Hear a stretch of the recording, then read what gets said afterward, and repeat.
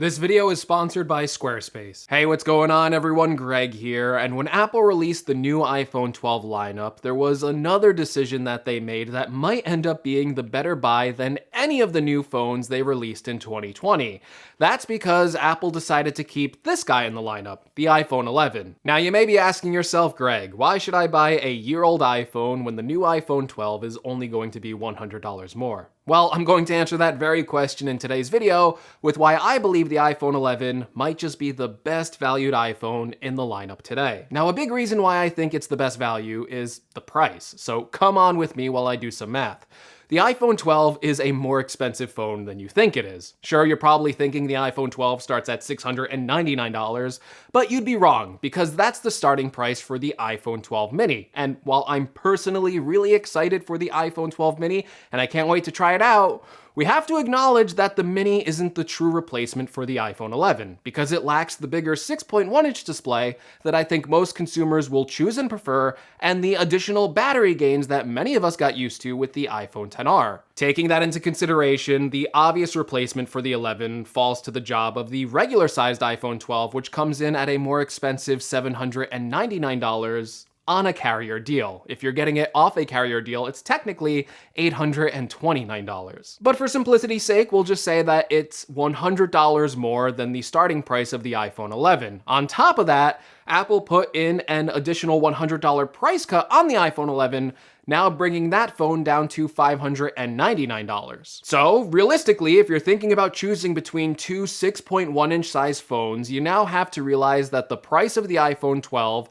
is $200 more than the iPhone 11. And while you could argue that the mini is only $100 more expensive, you will be losing out on the bigger display and improved battery life, which are two major buying factors when it comes to these phones. We also have to realize that the design of the iPhone 11 and iPhone 12 really aren't that radically different. Sure, the iPhone 12 now gets a refreshed design with new flatter sides that resemble the iPhone 4 and new iPad Pro. The iPhone 11 has more rounded sides, which have been on the iPhone since the iPhone 6. However, when you take away the new siding, you really have to realize that the materials here are mostly the same, with the iPhone 11 and the iPhone 12 both using a combination of aluminum and glass. So the materials are mostly the same. The biggest differences with the 11 is when it comes down to the display. First of all, the bezels are bigger around the entire phone. That's due to the fact that this phone requires backlighting because of the LCD display panel.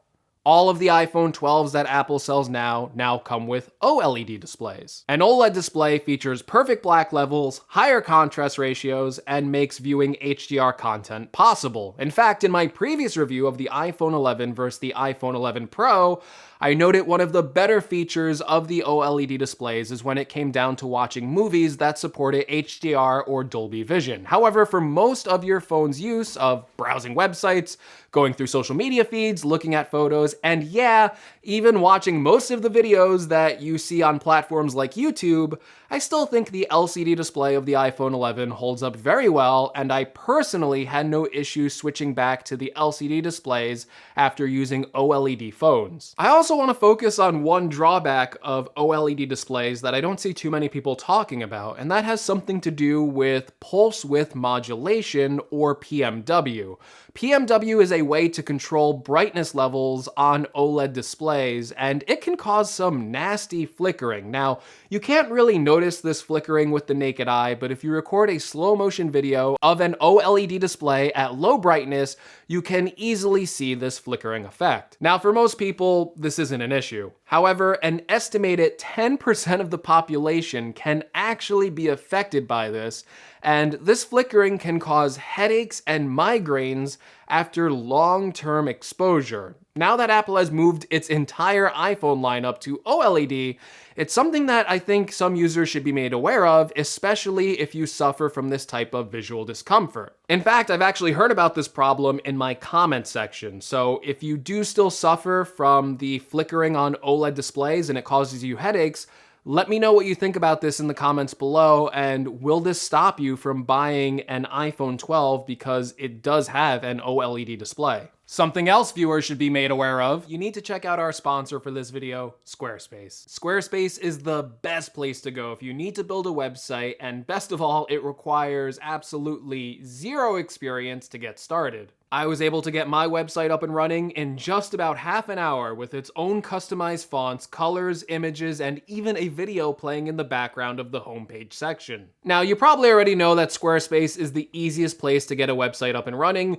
but it's so much more powerful than just a blog or landing page for your personal brand. In fact, we recently used Squarespace as the home for my podcast, GadgetCast, where we even set up a custom storefront selling exclusive GadgetCast hats and patches. This was my first time selling anything online, and the experience could not have been easier, with Squarespace handling all of the e-commerce for the site and making it easy to accept a wide range of payment options from Stripe, PayPal, and yes, even Apple Pay. Squarespace also connects up to G Suite so you can get your own professional email tied directly to your domain name. And best of all, you can get a 14-day free trial and 10% off your first purchase by going to squarespace.com/GregsGadgets or clicking on the link in the description below. So make sure you check out Squarespace today for all your website, blog, portfolio, and online store needs. And thank you so much to Squarespace for sponsoring this video. Now, one area where I think you're not getting a compromise is actually in the processor, even though it is one generation behind the A14. But I will say that Apple was quick to point out that the A13 processor was the fastest smartphone CPU until the A14 came out, meaning that the iPhone 11 is still more powerful than any flagship Android phone on the market. Coupled together with 4 GB of RAM, that's the same amount of RAM that's on the new iPhone 12, the iPhone 11 still performs very well with smooth interactions, high performance, and enough CPU power to easily edit videos and photos, and of course play games on the highest graphical settings. Now, the main benefit of this CPU isn't its raw power, it's that it's built to last, and even if you buy an iPhone 11 today, you'll receive the benefits of constant full-featured software updates, because when the iPhone 11 was first released, it came with iOS 13. Today, it now supports Apple's latest operating system, iOS 14, that brings over a bunch of nice improvements, including a refresh to the home screen with widgets, and a new system for managing your apps in the app library. You also get the benefit of a new compact Siri user interface, emoji search, picture-in-picture video, and the ability to set third-party default web browser and email clients for the first time on an iPhone.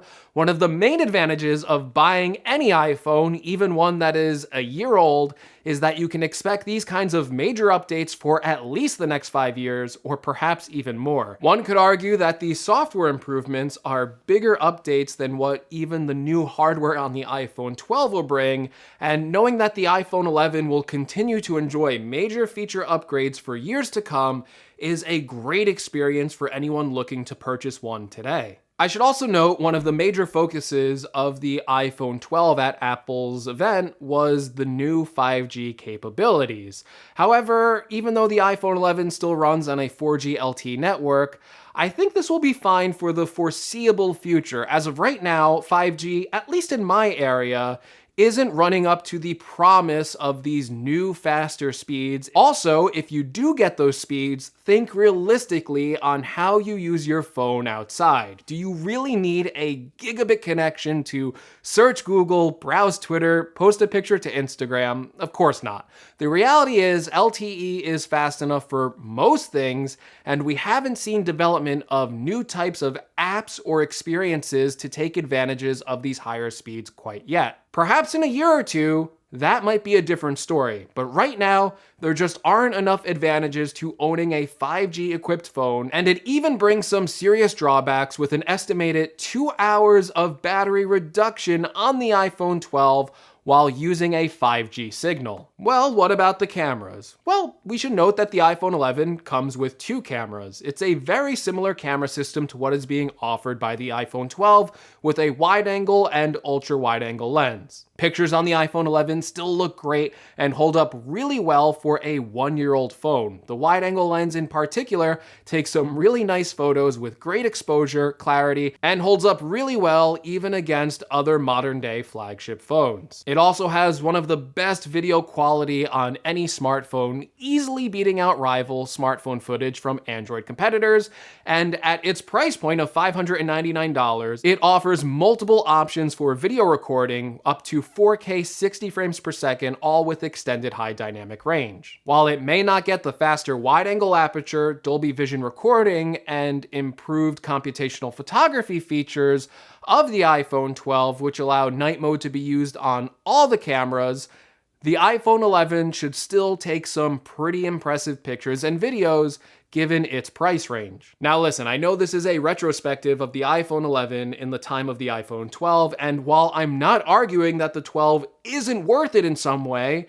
because I honestly still need to review my iPhone 12 before I can even make that judgment call, and the iPhone 12 does look like it has some major improvements worth considering, I still think the iPhone 11 remains the most practical choice in the iPhone lineup if you don't need the extra bells and whistles of a new design, OLED display, slightly improved cameras, MagSafe charging system, and that potential of a future 5G connected world. And I think it's still the better value when you compare it against the $499 iPhone XR, which still stayed in the lineup, because the iPhone 11 has significant camera gains with its computational photography and night mode features. Taking all that into consideration, the iPhone 11 is the most practical iPhone in the lineup, and maybe it's the one that most of us should be buying if you can ignore the shiny newness of the iPhone 12, which is quite hard to do. But anyway, that's what I think. Hopefully this video helped you out. If it did, be sure to leave me a like. If you want to see more from my channel, including a future review of the iPhone 12, make sure you're subscribed. Also be sure to let me know in the comments below, what do you think of the iPhone 11 staying in the lineup, and do you agree with me that at $599, it's the most sensible and practical iPhone to purchase? As always, if you want to help the channel out in any way, make sure you check out some of the affiliate links in the description below. And as always, thank you so much for watching, and I will see you all in the next video. Take care, everyone.